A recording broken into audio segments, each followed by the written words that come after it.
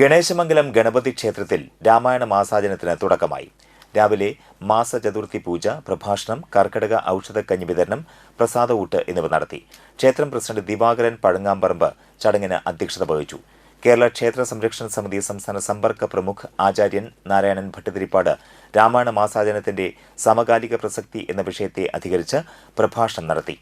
ക്ഷേത്ര secretary Lohithakshan Njattuvetti, treasurer Sunilkumar Panikketti, convener Pradeep Pandaran, Girish, Mala Jagadeesan, Ramadevi തുടങ്ങിയവർ ചടങ്ങുകൾക്ക് നേതൃത്വം നൽകി.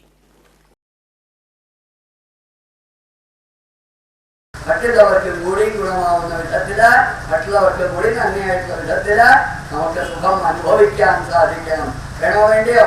അതാണ് രാമായണത്തിന്റെ സ്ഥാനം.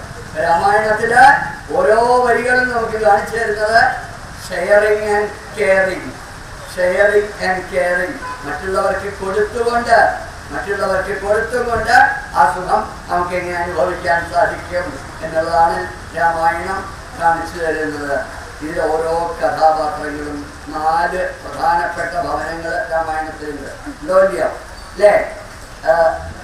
ഹനുമാൻ സ്വാമിയൊക്കെ വളർന്നു വരുന്ന അവരൊക്കെ ഉണ്ടാവുന്ന വീടിന്റെ പേരെന്താ?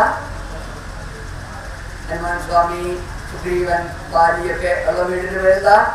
കിഷ്കിന്ധ. ഞാനവിടെ പോയിട്ടില്ല, അതുകൊണ്ടാണ് പറയാത്തത്. അല്ലേ? ശരി.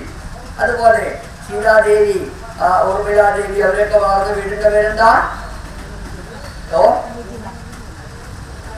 തെറ്റിക്കഴിഞ്ഞാൽ ഉച്ചയ്ക്ക് ഭക്ഷണം കട്ട് ചെയ്യുമെന്നുള്ളതുകൊണ്ടോ? ഉണ്ടോ സെക്രട്ടറി? ഇല്ല, അദ്ദേഹത്തിന്റെ പറയൽ കഴിഞ്ഞു. സീതാദേവിയൊക്കെ വളർന്ന വീടിന്റെ പേരെന്താ? മിഥില.